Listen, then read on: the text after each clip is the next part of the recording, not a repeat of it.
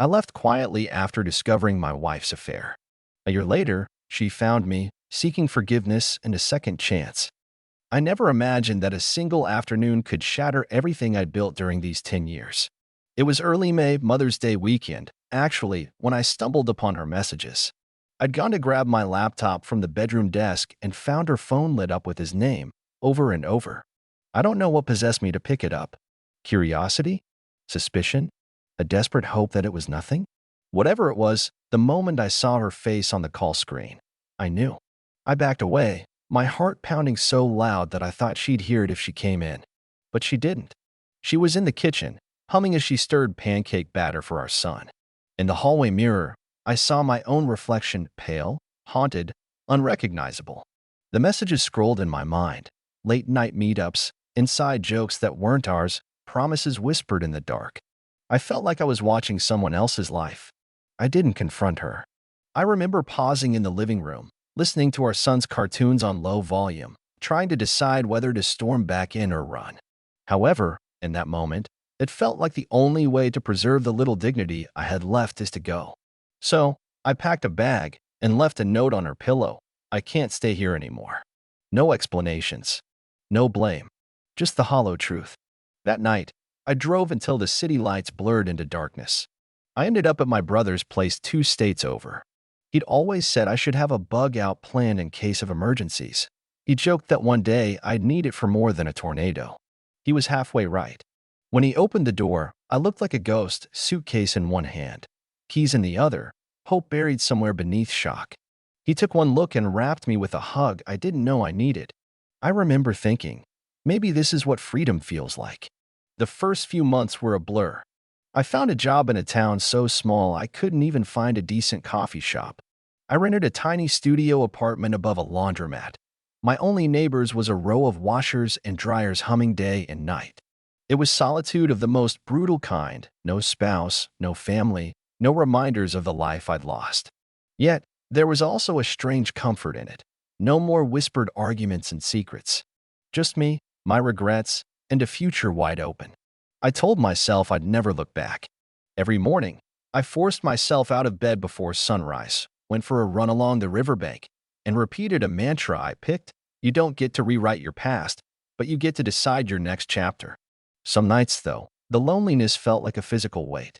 I'd lie awake, staring at the ceiling, wondering if I'd made a mistake by leaving without a fight. Work was slow at first, but eventually I landed a project as a junior architect at a small firm.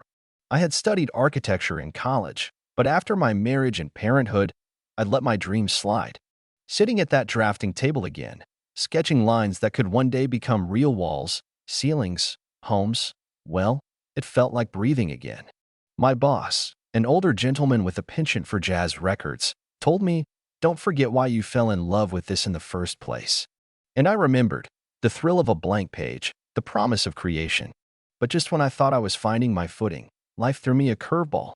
In the dead of winter, January, bitter winds, the kind that seeps into your bones, I got a call from my son's school. He'd had a bad fall on the playground and needed to come home early. My heart lurched so violently, I nearly dropped the phone. I'd moved 2 states away and hadn't even met my son's teacher yet. I hadn't been there to tuck him in at night or to hear him call me Dad for the first time in months. The guilt was like ice water in my veins. I took a cab back to my brother's to pick up my car, then sped to the school, dread twisting my stomach. My son, bandage on his forehead, looked up at me with tears and relief. "I missed you, Dad," he whispered. And in that moment, I realized I'd been running from more than my marriage. I'd been running from my responsibilities, from the man I promised to be. I held him tight, vowing silently to never let distance define our relationship again. That night, after he was asleep, I stared at my phone. I'd never deleted her number. I wondered if I should tell her he was okay. A voice in my head argued that it was too soon, that I'd been the one to leave, that she didn't deserve my compassion. But another voice, a quieter, softer one, reminded me that our son needed both of us. And so, with trembling fingers, I typed, "Our son's okay. He fell at school but is home now." I hit send before I could second-guess myself. The reply came almost immediately. "Thank you for letting me know. I've been a terrible mother. Can we talk?" My thumb hovered over the screen. I realized then that the story I'd been telling myself, that leaving was the only way, might not have been the whole truth. Maybe there was more to forgiveness, more to second chances than I'd allowed myself to see. But I wasn't ready to answer. Not yet. As I slipped my phone into my pocket, I felt a tremor of something I hadn't felt in a long time. Possibility. Maybe this new chapter wouldn't be about running away. Maybe it would be about finding a way to write a better ending. After posting my story, I found myself glued to the comments section, reading each message like it held a piece of the puzzle I couldn't quite solve on my own. Strangers I'd never met gave advice that hit harder than anything my closest friends had ever said. Some told me I did the right thing, walking away before things got worse.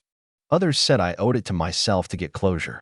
A few cautioned me not to let guilt masquerade as forgiveness. And then there were those who said, if she's really sorry, she'll do the hard work. You just need to figure out if you're willing to let her. Their voices echoed in my head when I saw her message. Can we talk? I stared at the screen for an hour.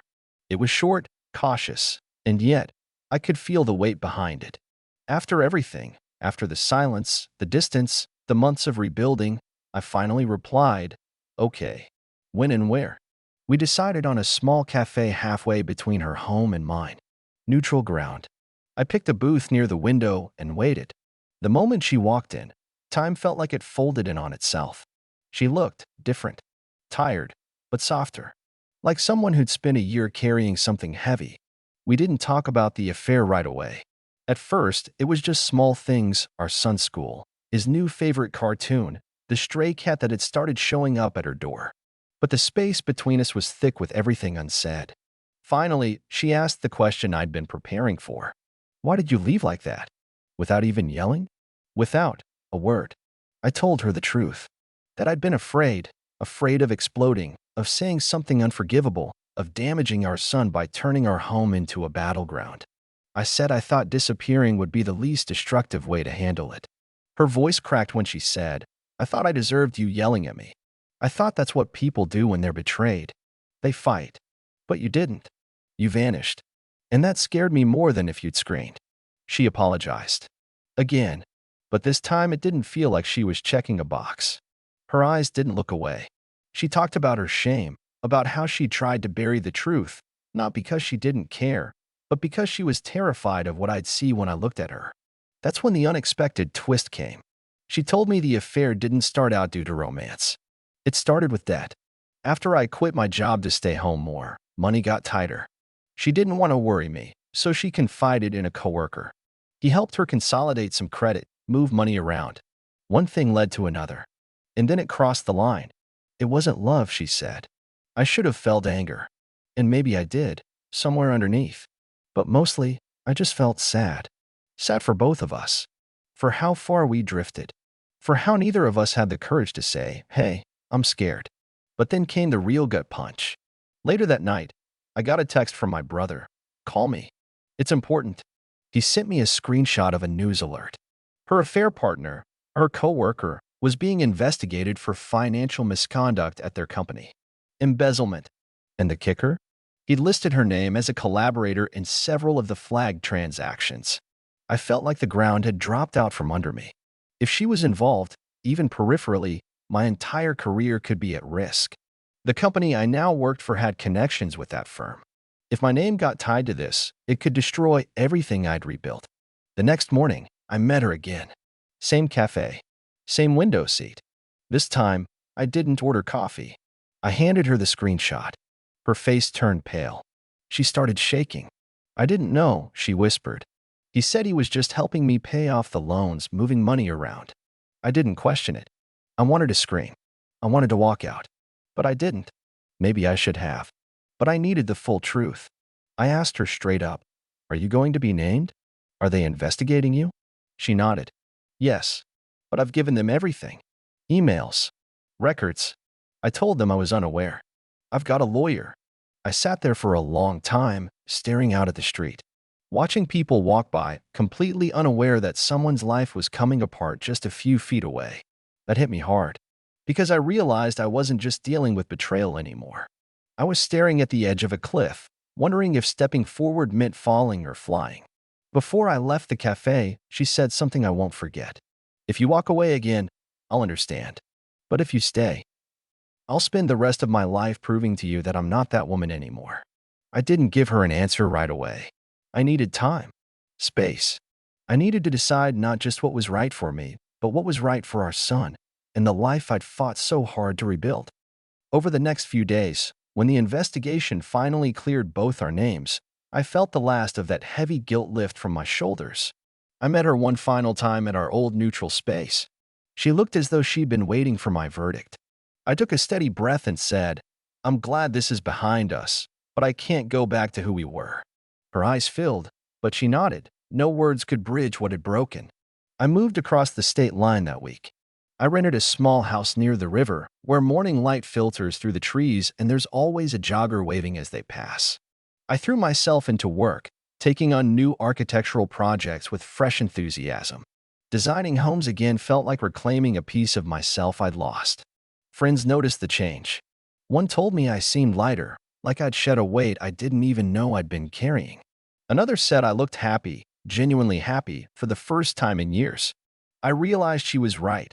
Without the daily reminders of betrayal, I could finally breathe. Yet some things I couldn't, or wouldn't, leave behind. I set up a shared calendar with her for our son's schedule: school events, dentist appointments, soccer games. Every other Saturday, I drive back to our hometown. I sit in the stands, cheering him on, wiping popcorn butter off his face, and listening to his laughter echo in the field. Those afternoons are sacred. Watching him chase the ball under a clear sky, I feel hope bloom again, proof that family doesn't always look like a house under one roof. Sometimes it's two homes, two lives, stitched together by love that endures even when marriage doesn't. I don't know what the future holds for her. Maybe one day she'll find her own peace. As for me, I've learned that letting go isn't a failure, it's a choice. I chose to let go of a life that was broken beyond repair, and in doing so, I found a life that feels whole again.